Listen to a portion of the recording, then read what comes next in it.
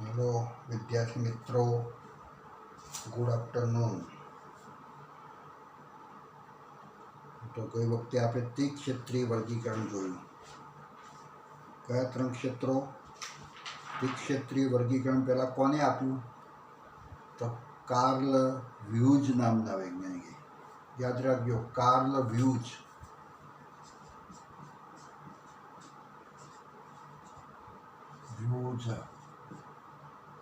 Karl views नामना वैज्ञानिके, जेने आपणे कहीशुं त्रिक्षेत्रीय वर्गीकरण। त्रिक्षेत्रीय वर्गीकरण आ वैज्ञानिके आप्युं। અને કયા ત્રણ ક્ષેત્રો પાડ્યા? તો એ પણ આપણે ચર્ચા કરી હતી. કયા? તો આર્કિયા ડોમેન, બીજું બેક્ટેરિયા ડોમેન. ડોમેન એટલે ક્ષેત્ર, એટલે આર્કિયા ડોમેન, બેક્ટેરિયા ડોમેન, અને ત્રીજું આપણે કહીશું યુ બેક્ટેરિયા ડોમેન એમ કહેવાય. કર્યું? હવે એમાં આપણે કીધું હતું કે આર્કિયા ડોમેન જે કહેવાય ને અને બેક્ટેરિયા ડોમેન જે કહેવાય, આ બે એ મોનેરાના ભાગ છે. જે 5 સૃષ્ટિ વર્ગીકરણ મોનેરા આપ્યું હતું ને વિટેકરે, એ મોનેરાને બે ભાગમાં વહેંચ્યું, બે સૃષ્ટિમાં વહેંચી. વ્યુજે મોનેરાને બે સૃષ્ટિઓ કઈ પાડી? વ્યુજે. તો આપણે કહીશું એક તો આર્કિયો બેક્ટેરિયા અને બીજું આપણે કહીશું બેક્ટેરિયા ડોમેન. આર્કિયો બેક્ટેરિયા અને બેક્ટેરિયા ડોમેન આ બે મોનેરાના બે ભાગ કર્યા. આ મોનેરા સૃષ્ટિ કોની?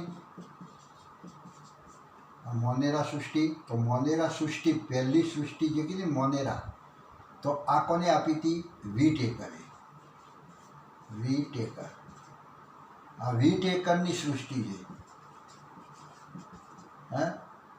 પણ આ મોનેરા જે વિટેકરની જે સૃષ્ટિ છે એ સૃષ્ટિને બે ભાગમાં કોને વેચી? તો કાર્લ વ્યુજે એને બે સૃષ્ટિઓમાં વેચી. કઈ બે સૃષ્ટિઓ? તો આર્કિયા અથવા કહ્યું આર્કિયા ડોમેન, અને બીજું bacteria domain. Bacteria domain.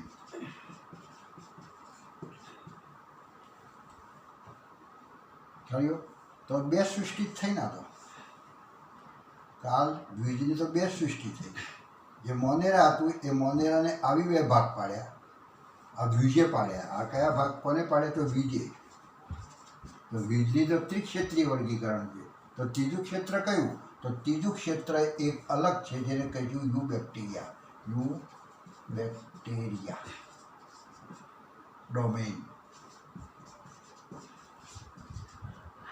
You bacteria domain એટલે આ પહેલું ક્ષેત્ર વિસ્તાર, આ બીજું અને આ ત્રીજું. અને આ જે ત્રણ જે ભાગ પાડ્યા એ આપણે કાર્લ વ્યુજે પાડ્યા. એમાં કહેવાય છે કે મોનેરાને બે ભાગમાં વહેંચે.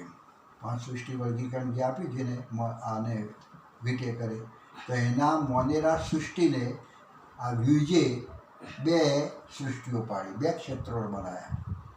અને આ ત્રીજું ક્ષેત્ર એટલે આ. અને ત્રીજું ક્ષેત્ર પર આગળ જતો વિટેકરના કયા કયા ભાગ પડે અહીંયા? વિટેકરના તો વિટેકરના આમાં કઈ સૃષ્ટિઓ પાડી હતી? તો આપણે કહેતા હતા આ એક તો આવી ગઈ, આ મોનેરા આવી ગઈ. હવે બીજી કઈ કહીશું? તો અહીંયા કઈ પ્રોટિસ્ટા, પછી ફૂગ, પછી વનસ્પતિ સૃષ્ટિ અને પ્રાણી સૃષ્ટિ. થયો? 2, 3, 4, 5 થઈ ગઈ 5 સૃષ્ટિઓ. આ 5 સૃષ્ટિઓ થઈ એ કોની? તો આની. અને આ ત્રણ ક્ષેત્રો જે થયા, આ ત્રણ ક્ષેત્રો કહેવાય ત્રિક્ષેત્રીય વર્ગીકરણ. તો એ જે થયા એ વ્યુજે આપે. અહીંયા જે 1, 2, 3 આંકડા લખ્યા છે એ આના છે, અને અહીંયા જે 1, 2, 3 આંકડા લખ્યા છે અહીંયા, એ કોના છે? તો આપણે કહીશું એ વિટેકરના છે. 1, 2, 3 જે લખ્યા છે 1, 2, 3, 4, 5, 1, 2, 3, 4 ને અહીંયા પછી 5. આ બધા જે આપ્યા છે એ કોના કહીશું તો એ આંકડા 1 2 3 4 જે આપ્યા વીટ એકરના. એટલે વીટ એકરે આવી પોષસૃષ્ટિઓ આપી અને વ્યુજે આવી 3 આપી. પણ કેવું છે તો મોનેરા આ વીટ એકરની એ મોનેરા વીટ એકરની જે કીધી એના 2 સૃષ્ટિઓ પાડી, વ્યુજને 2 પાડી અને ત્રીજું ક્ષેત્ર આવું આપ્યું. અને ત્રીજું ક્ષેત્ર જે આપ્યું એમાં આ વીટ એકરની 4 સૃષ્ટિઓ છે. વીટ એકરની એવી 4 સૃષ્ટિઓ એટલે આ 4 બરાબર અને 5 ને 6 એટલે કહેવાય છે કે એવું બેક્ટેરિયા એ કહેવાય છે એ વળી પાછું 4માં વિભાજિત થાય કે 6માં વિભાજિત થાય. હવે આપણે એ જોવાનું છે કે આર્કિયો બેક્ટેરિયા જે કીધું આર્કિયો બેક્ટેરિયા તો એના કેટલાક લક્ષણો જોવા છે. તો એના લક્ષણો જરા જોઈએ. એ આપણી ચોપડીમાં જે છે એ તો જોઈ જ છું પણ અહીંયા આપેલા છે એ પહેલાં જોઈ લઈએ. તેઓ કોષ કેન્દ્ર પટલ વિહીન અને આદિકોષ કેન્દ્રીય કોષો છે. આ કેવા છે? આદિકોષ કેન્દ્રીય. આદિકોષ કેન્દ્રીય એટલે એના કોને મારે કોષ રસ પટલ હોતો નથી. કોષ રસ પટલ નહીં, કોષ રસ પટલ હોતો નથી. ચલો કોષ દિવાલ તો પેપ્ટિડો ગ્લાયકેનની બનેલી હોય કોષ દિવાલ. આ લોકોની કોષ દિવાલ જે છે આમાં જે કંઈ સજીવો આવતા છે એની કોષ દિવાલ પેપ્ટિડો ગ્લાયકેન પેપ્ટિડો ગ્લાયકેન ની બનેલી હોય છે. અને આ એવા સજીવો છે કે જે વિપરીત પરિસ્થિતિમાં પણ જીવી શકે છે. વિપરીત પરિસ્થિતિમાં પણ જીવે છે. વિપરીત પરિસ્થિતિ એટલે એકદમ ઠંડુ હોય તો એમાંય જીવે છે અને એકદમ ગરમ ઉકળતું પાણી હોય તો એમાંય જીવે છે. કારણ કે વાતાવરણમાં ગમે તેમ આઘા પાછું હોય એ એસિડમાં જીવી શકે. એકદમ સાંદ્ર એસિડ હોય ને અને સાંદ્ર બેઝ હોય તો એમાં પણ જીવી શકે. અમુક સજીવો તમે જો એકદમ ગરમ પાણી હોય તેમાં અમુક બેક્ટેરિયાને હોય તે મરી જાય. પણ અહીંયા ગમે તેવી પરિસ્થિતિ વિપરીત હોય તો પણ વાતાવરણમાં જીવી શકે. જોયું? હવે આના ઉદાહરણો કયા એવા સજીવો છે કે જે આ ટાઈપના છે? તો ઉદાહરણો ખાસ યાદ રાખજો. તો ઉદાહરણો અંદર આર્કી બેક્ટેરિયા, મિથિયોજેન્સ. આર્કી બેક્ટેરિયા આ બેક્ટેરિયા છે એક પ્રકારના. બીજા આપણે કહીશું મિથિયોજેન્સ,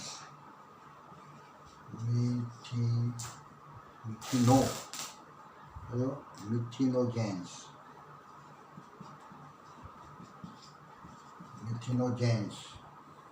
કહેવાયો મિથિનોજેન્સ. મિથિનોજેન્સ એટલે કેવા કહીશું તો બાયોગેસ ઉત્પન્ન કરવા માટેના જવાબદાર. બાયોગેસ માટે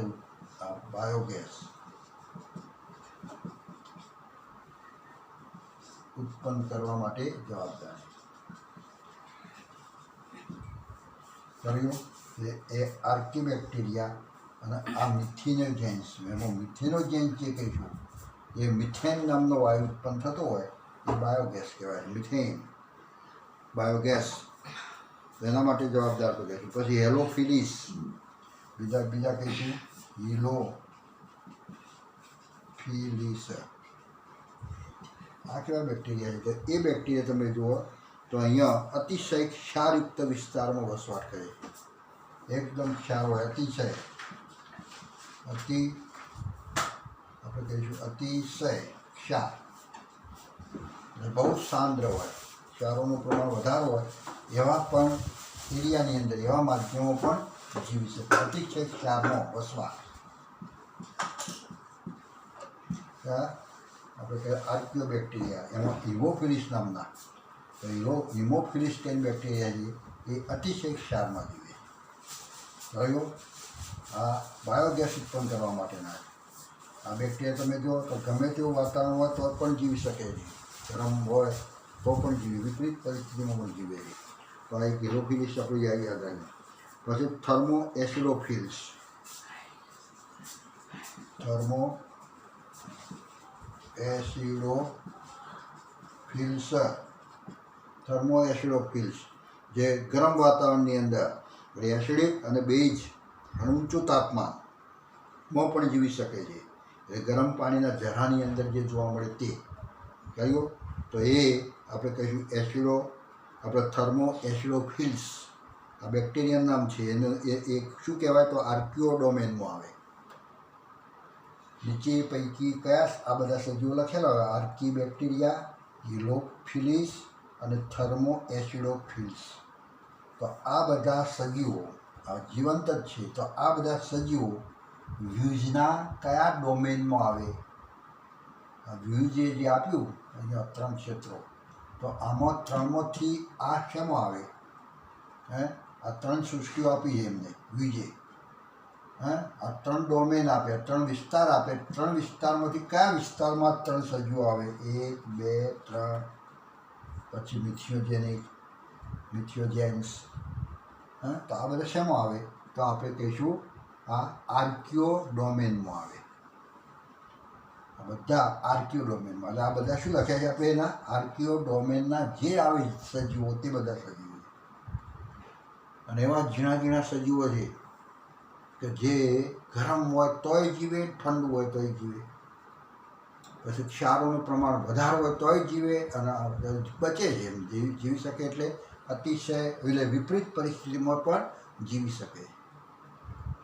પછી એસિડ હોય, બેઝ હોય તો પણ જીવે.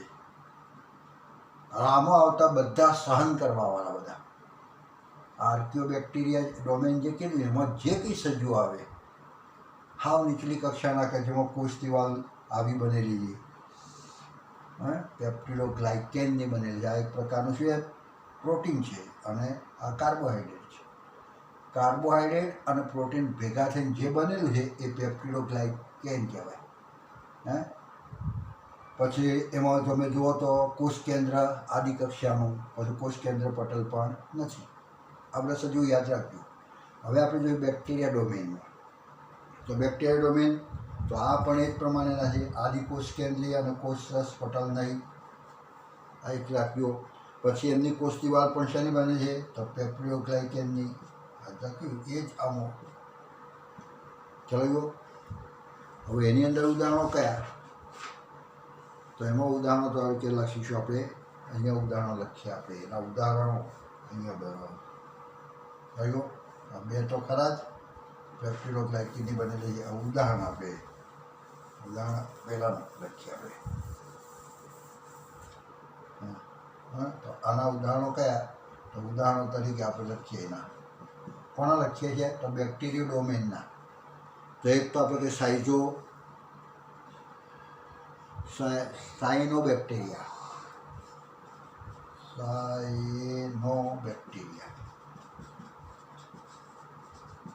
સાયનોબેક્ટેરિયા તરીકે આપણે કહીએ પ્રકાશ સંશ્લેષી બેક્ટેરિયા. સાયનોબેક્ટેરિયા એટલે જ પ્રકાશ સંશ્લેષ કરવા, પ્રકાશ સંશ્લેષી બેક્ટેરિયા. એક તો આ. પછી બીજા એક આપણે કહીશું સ્પાયરોકીટ. એક બીજા આપણે કઈ કહીશું સ્પાયરોકીટ, જે કહેવાય છે gram negative bacteria. Gram negative bacteria. આ શું છે? તો ગ્રામ નેગેટિવ કે ગ્રામ પોઝિટિવ એક અભિરંજક છે.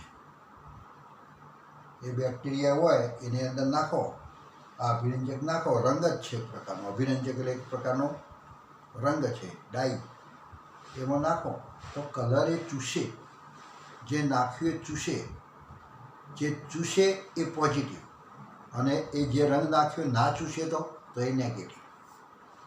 એટલે આ ચૂસતા નથી, આ અભિરંજકનું શોષણ કરતા નથી. એટલે કયા કહીશું? સ્પાયરોગાયરા એ નેગેટિવ છે, ગ્રામ નેગેટિવ. અને બીજા એક આપણે કહીશું ફર્મિક્યુટસ.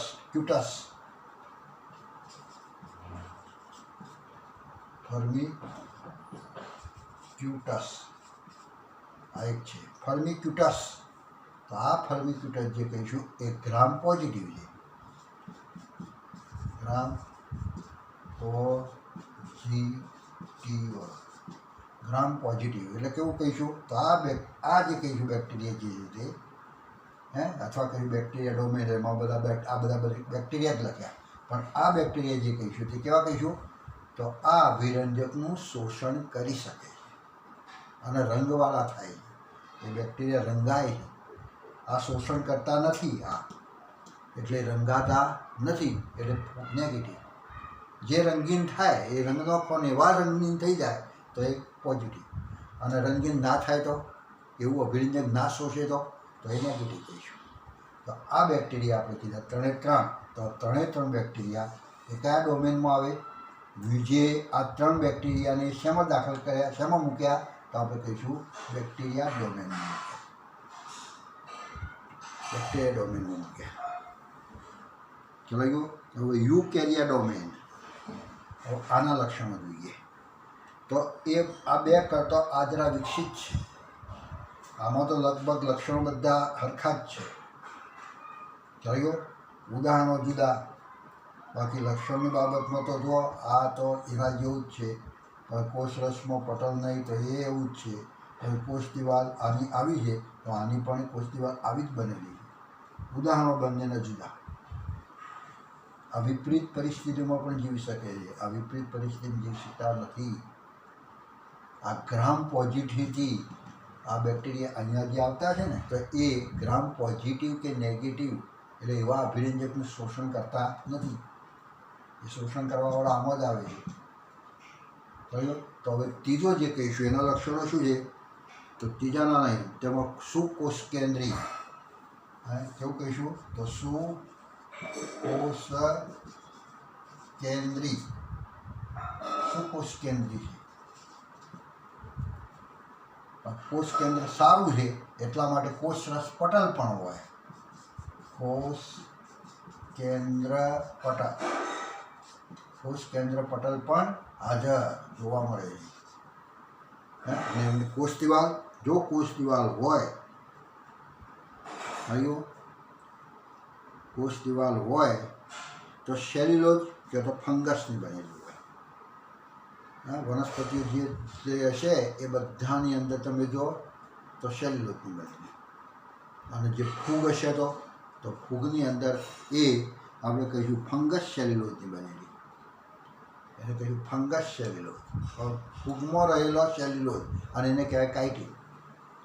ફૂગમાં રહેલા સેલ્યુલોઝનું નામ શું કોષ દિવાલમાં? તો કાઇટિન કહીશું. એટલે કોષ દિવાલ, કોષ દિવાલ જે હોય ને, એટલે કોષ દિવાલ આપણે આમ કહીશું ના હોય, ના હોય. એની અંદર કોષ દિવાલ હોય નહીં. આમાં પણ કોષ દિવાલનો અભાવ. આમાં કોષ દિવાલ આની બનેલી છે પણ કોષ દિવાલ હોય નહીં. પ્રાણી છે તો કોષ દિવાલ નહીં હોય, અને વનસ્પતિ છે તો કોષ દિવાલ હશે. થયો. અને જો કદાચ હોય એટલે વનસ્પતિઓમાં તો હોવાની ને, તો એ હશે જ શેની બનેલી હોય? તો દિવાલ આપણે કહીએ સેલ્યુલોઝની બનેલી. સેલ્યુલોઝ જેમાં વનસ્પતિમાં. અને ફૂગમાં, ફૂગની અંદર કોષ દિવાલ, ફૂગ તો ફૂગમાં કોષ દિવાલ, તો ફૂગની અંદર કોષ દિવાલ તમે જુઓ તો ફંગસ સેલ્યુલોઝની. શેની બનેલી હોય છે? Fungus cellulose.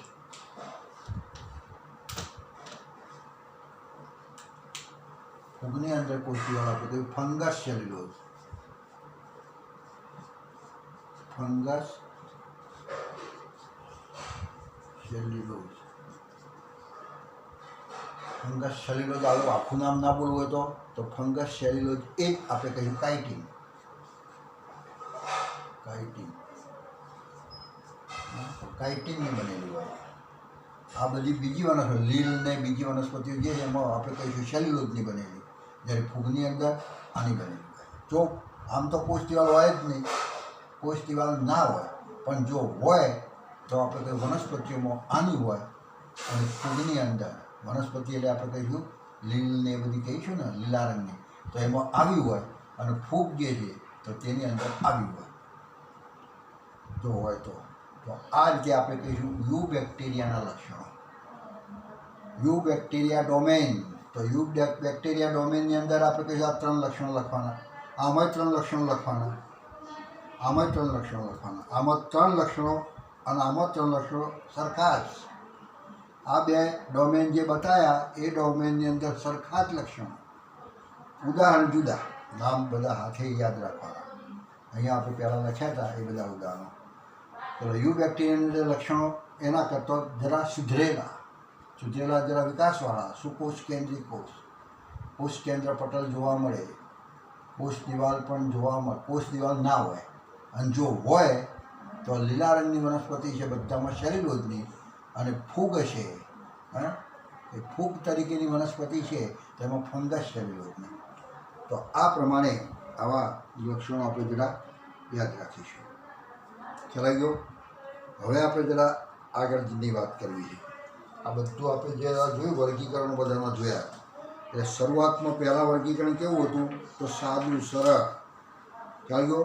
ત્રિક્ષેત્રીય વર્ગીકરણ જે જોયું એમાં આપણે કહીશું આવા 3 ક્ષેત્રો. હવે આપણે વર્ગીકરણ પદ્ધતિને પ્રભાવિત કરતા મુદ્દાઓ કે વિચારણાઓને સમજવા જઈએ. હવે વર્ગીકરણ કરવું છે તો એના કયા કયા મુદ્દાઓ છે વર્ગીકરણ કરવા માટે, તો એના વિશે આપણે જરા વિચારીએ છીએ. તો આપણે 5 સૃષ્ટિ વર્ગીકરણ પદ્ધતિને જોઈએ. જો 5 સૃષ્ટિ, કારણ કે ઉદ્વિકાસી વર્ગીકરણ પદ્ધતિ છે. હાલ તમે જો 5 સૃષ્ટિ વર્ગીકરણ તમે જુઓ, આપેલું છે ને 5 સૃષ્ટિ વર્ગીકરણ, જે સુધરેલું કહીશું. આગળ જે આપણે કૃત્રિમ પછી નૈસર્ગિક અને પછી આ 5 સૃષ્ટિ વર્ગીકરણ આવે.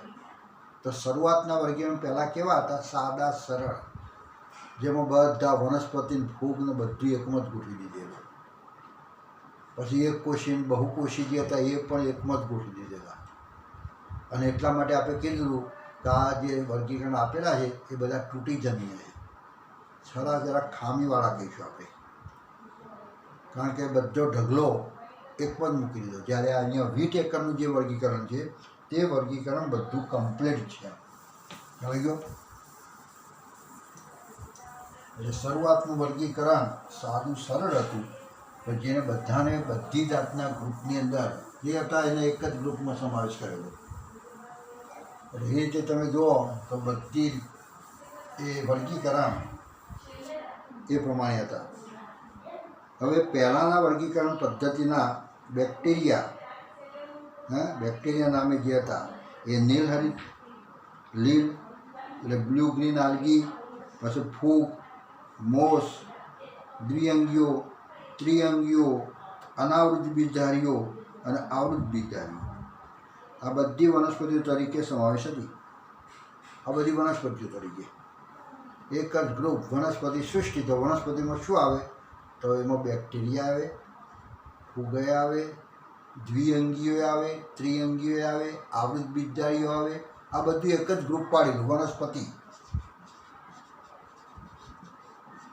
વનસ્પતિઓની અંદર જે કંઈ વનસ્પતિઓ પહેલાં આપણે કહેતા વનસ્પતિ સૃષ્ટિ જે હતી એમાં કઈ કઈ વનસ્પતિઓ હવે ભાગ પાડ્યા. આપણે કયા કયા ભાગ પાડ્યા? તો આપણે કંઈ બેક્ટેરિયાને આખા અલગ કર્યા છે. સાયનોફાઇટા બેક્ટેરિયા, સાયનોફાઇટા અને સાઇઝોફાઇટા, આવા 2 બેક્ટેરિયા છે. એટલે બેક્ટેરિયાને હવે અલગ કર્યા. બાકી આ બેક્ટેરિયા. પછી એને ફૂગમાં પાછા પ્રકારો છે બધા. પછી તમે જુઓ ફૂગ, પછી આપણે કહીશું લાઇકેન, ફૂગ, દ્વિઅંગીઓ વનસ્પતિઓ છે. દ્વિઅંગીઓ 2 જ અંગો ધરાવતી, અને ત્રિઅંગીઓ 3 અંગો ધરાવતી. આવૃત બીજધારી, પહેલાં લખીશું અનાવૃત બીજધારી અને પછી લખીશું આવૃત બીજધારી. આ બધા શું કહેવાય? વનસ્પતિઓ. હવે આપણે આનો ભાગ પાડ્યો છે, આનો જુદો ભાગ પાડ્યો છે, આનો જુદો ભાગ પાડ્યો છે, આનો જુદો ભાગ પાડ્યો, બધા જુદા જુદા કરી દીધા. બાકી બધી પહેલાં શું હતું? બધી એકમાં સમાવેશ હતી, વનસ્પતિમાં સમાવેશ હતા. આ બધા પહેલાં વનસ્પતિમાં સમાવેશ હતા. એક જ ટોળું હતું. આવ્યો? બધા એક જમાં સમાવેશ હતા. આમાં સમાવેશ બધા સજીવોને સમાન વિશેષતા એ હતી, બધામાં સમાનતા શું હતી? કેમ એકમાં સમાયા? કારણ કે બધા કોષ દિવાલ ધરાવે છે. બેક્ટેરિયામાં કોષ દિવાલ છે, પછી ભલે ગમે તેની બનેલી હોય. હા, ફૂગમાં કોષ દિવાલ, દ્વિઅંગી, ત્રિઅંગી, અનાવૃતધારી, આવૃતધારી, આ બધામાં સમાનતા શું છે? સમાનતા. તો આ બધાની અંદર સમાનતા કોષ દિવાલ ધરાવે છે. બધાની અંદર સમાનતા તમે જુઓ તો એ બધા જ કોષ દિવાલ ધરાવતા હતા. આ સાથે મૂકવામાં આવેલ જૂથો કે જેઓ બીજી લાક્ષણિકતાઓમાં એકબીજાથી તદ્દન અલગ હોય છે. બીજું કોઈ લક્ષણ દો તો આમાં અને આમાં જુદું પડે છે. આ બધી વનસ્પતિઓ બધી બરાબર છે, પણ બીજું એક લક્ષણ દો. ચલો, એ કોષ કેન્દ્ર કે આદિકોષ કેન્દ્ર કે આ તો આપણે કહીશું આ તમે જો તો આ આદિકોષ કેન્દ્રી, આ તમે જુઓ તો સુકોષ કેન્દ્રી, આ જુઓ તો સુકોષ કેન્દ્ર. બીજા લક્ષણની બાબતમાં આ બધા અલગ પડે છે, પણ આ બધા આખા જૂથનું લક્ષણ એક બાબત કઈ સમાનતા? તો કોષ દિવાલ ધરાવે તે વનસ્પતિ. બસ કયો? તો એ બધી સમાનતા હતી, પણ બીજા લક્ષણમાં તમે જુઓ તો એકબીજાથી જુદા પડતા હતા. તેઓ કાંઈ છે તો આદિકોષ કેન્દ્રીય બેક્ટેરિયા અને નીલહરિત લીલને બીજા સમૂહ કે જે સુકોષ કેન્દ્રીય હતા તેમની સાથે લાવે છે. હા, હવે બે એક કેટલાક આદિ કેટલાક આદિકોષ કેન્દ્રીય, કેટલાક સુકોષ કેન્દ્રીય છે, પણ બધે એકમાં સમાવેશ કરી દીધેલા છે. પછી એ રીતે એક કોષીય છે કેટલાક. આમાં તમે જો કેટલાક એક કોષીય છે, કેટલાક બહુકોષીય છે, તો પણ બધા એક જ ભેગા સમાવેશ કરેલો છે. થયું? એમાં એક કોષી તરીકે તમે જો તો ક્લેમિડોમોનાસ એક કોષીય છે. આ વનસ્પતિ છે, એક કોષી વનસ્પતિ. ક્લેમિડોમોનાસ, ઈસ્ટ, સ્પાયરોગાયરા બહુકોષી, એક કોષી. ક્લેમિડોમોનાસ જેમાં મૂક્યો, ક્લેમિડોમોનાસ આ વનસ્પતિ. આ બધા નામ ફરી પાછા વારે આવશે, એટલે હું એ કંઈ હાલ લખતો નથી. ચલાવ્યો? એક ક્લેમિડોમોનાસ એક કોષી અને સ્પાયરોગાયરા બહુકોષી આ વનસ્પતિ છે. લીલ છે બધી, બંનેને લીલ સમૂહમાં સાથે મૂક્યા, પછી એમને એક લીલ ભાગ પાડ્યો. હા, આ બેક્ટેરિયા કરતાં એક ભાગ પડ્યો લીલ. જેટલી લીલ કહેવાય, લીલ સ્વરૂપની જે જોવા એના લક્ષણો છે ચોક્કસ, તો એને એક સમૂહમાં મૂક્યા. અને એક સમૂહ એટલે કેવો? તો એક કોષી ક્લેમિડોમોનાસ. ક્લેમિડોમોનાસ આ એક કોષી. અને બીજું આપણે કહીએ સ્પાયરોગાયરા.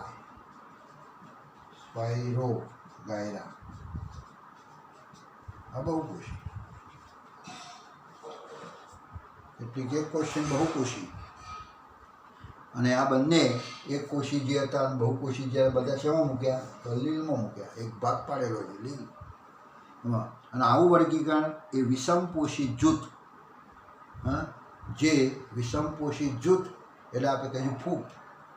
આવું આખું જે વનસ્પતિઓ લીલ તરીકે ઓળખાતી હતી એ ફૂગ કરતાં અલગ પડે છે. આ કણા કરતાં? ફૂગ કરતાં અલગ પડે છે. કારણ કે આ શું છે? લીલ તો સ્વયંપોષી છે. જ્યારે આ શું છે? પોષણની બાબતની અંદર તો આ કહીશું વિષમપોષી છે. પોતાની જાતે ખોરાક નથી બનાવતી, હા, અને પોતાની જાતે ખોરાક બનાવે છે, એટલે એ બાબતની અંદર એ જરા જુદા પડે છે. વિષમપોષી છે, સ્વયં ના કરતો જુદા પડ્યા. તેમ છતાં તેઓની કોષ દિવાલના બંધારણમાં લાક્ષણિકતા તફાવત દર્શાવતા હતા. એટલે કોષ દિવાલમાં જ ફેરફાર હતો. ફૂગ તેની કોષ દિવાલમાં કાઇટિન ધરાવે છે. ફૂગની કોષ દિવાલ એટલે છે ને ફંગસ સેલ્યુલોઝ અથવા કાઇટિનની બનેલી હોય. જ્યારે લીલની કોષ દિવાલ તમે જો સેલ્યુલોઝની બનેલી હોય. જ્યારે આવી લાક્ષણિકતાઓ ધ્યાનમાં લેવાય ત્યારે આ બધા જો જેમ જેમ વિકાસ છે ને ત્યારે આ બધા નજરમાં આવ્યા. બાકી બધા એક જ ગણી લીધેલા. બધી વનસ્પતિઓ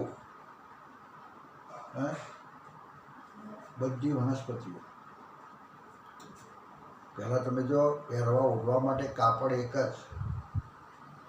સૂતરવું કાપડ.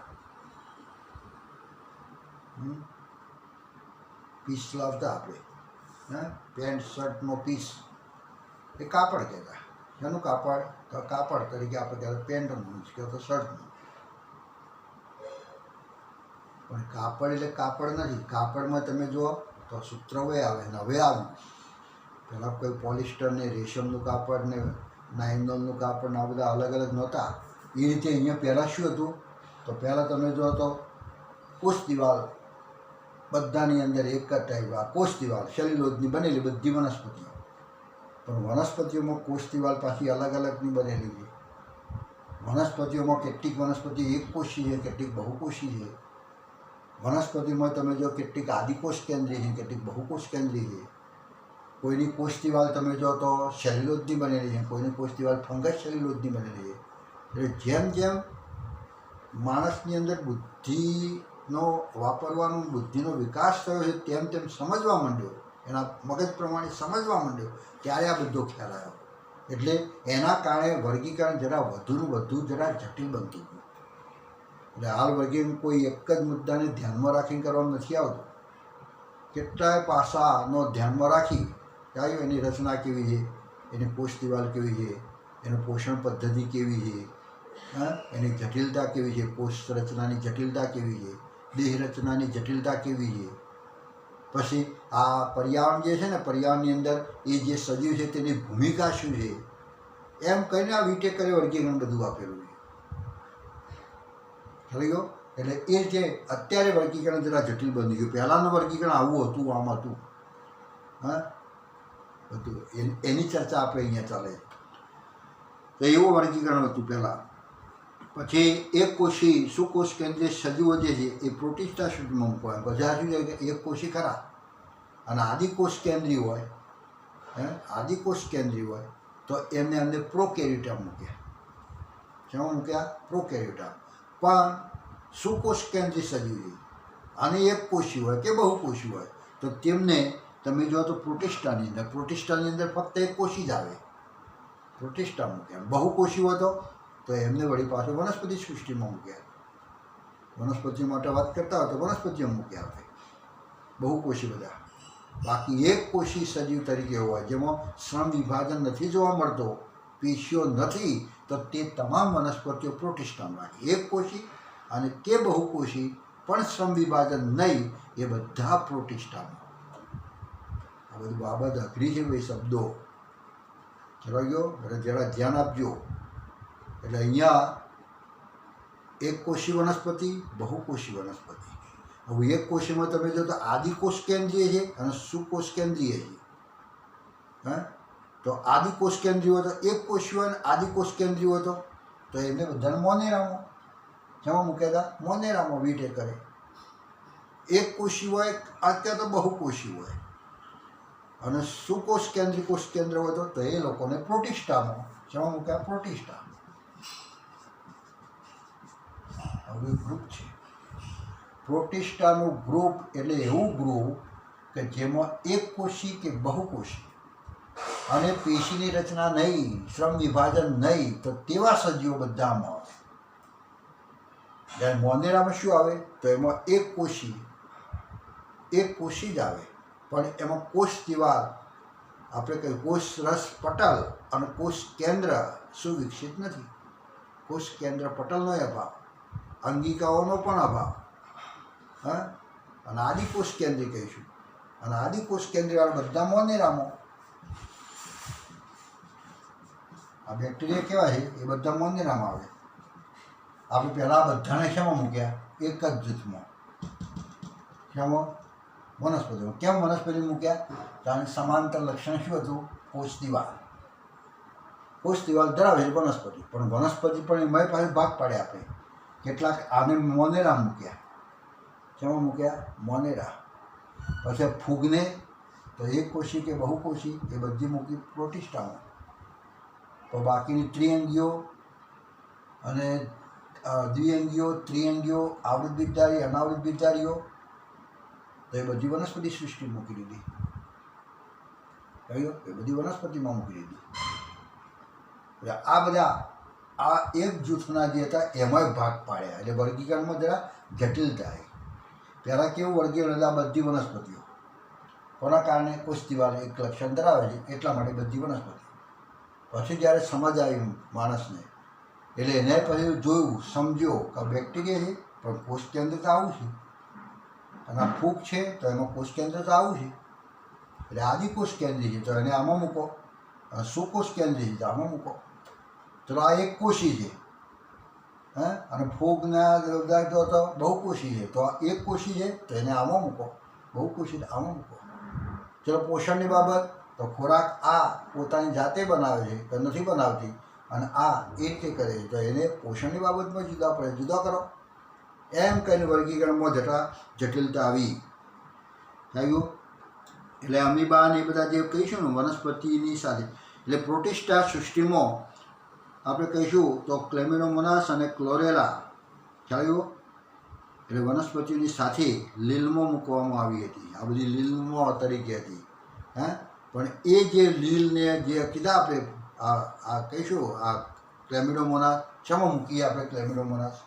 ક્લેમિડોમોનાસ અને સ્પાયરો ગાયરા લખીને, તો આ બે શેમાં મૂકીએ? આપણે લીલમાં મૂકીએ. પણ કેવું છે કોષ કેન્દ્ર? તો સુવિકસિત કોષ કેન્દ્ર, એક કોષી કે બહુકોષી છે.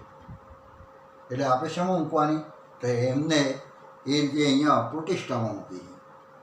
પણ એ જ પ્રમાણે અમીબા પેરામીશિયમ એક કોષી છે, થયું, જેને પ્રાણી સૃષ્ટિમાં મૂકેલા હતા. કઈ સૃષ્ટિ મૂકેલા? પ્રાણી સૃષ્ટિમાં હતા.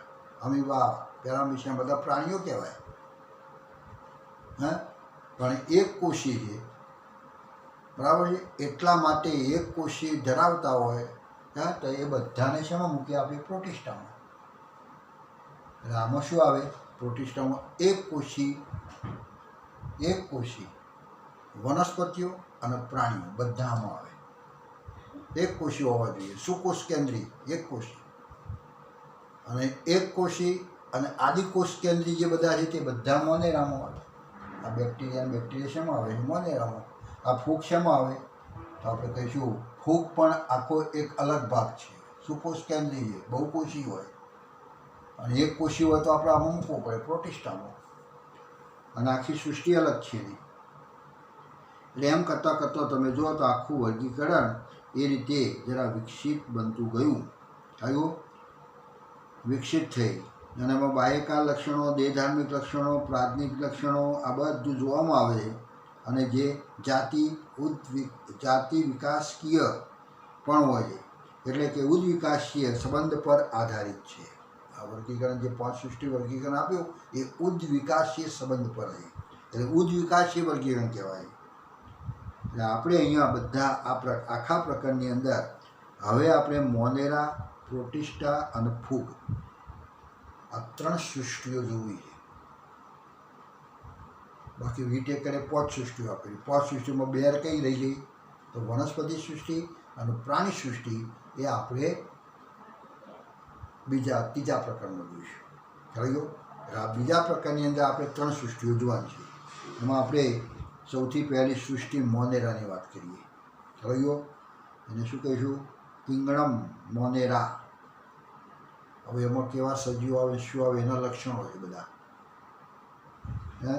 આપણે ચોપડી જે છે, ચોપડીની અંદર તમે જો નીચે બધા એમાં જે સજીવો આવે છે બેક્ટેરિયા, તો ગોળાણું, દંડાણું, કુંતલાકાર, પછી અલ્પવિરામાકાર, આ વિવિધ પ્રકારના બેક્ટેરિયા, બધા બેક્ટેરિયા આમાં આવે મોનેરામાં. એ બધા હવે એમાં કઈ જાતના લક્ષણો છે, તો એ લક્ષણો બધા લખેલા છે.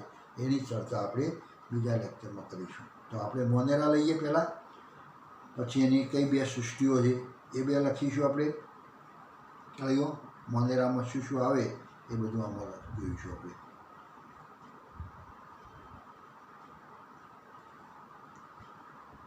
બરાબર. મોનેરામાં શું આવે? તો મોનેરામાં આપણે પેલો કહેતા ને 2 આવે, આર્કિયો બેક્ટેરિયા અને આપણે કહેતા હતા બેક્ટેરિયા ડોમેન. એ બેક્ટેરિયા ડોમેન એટલે eubacteria, eukaryota, eukarya થઈ ગયો ને. યુ કેરિયા એ ત્રીજું ડોમેન છે, અથવા યુ બેક્ટેરિયા એ ત્રીજો ડોમેન છે. એટલે અહીંયા આ પ્રમાણે આપણે એટલે બાકીની ચર્ચા આપણે પછી કરીએ. ચલો આવજો. Thank you. બરાબર. હા.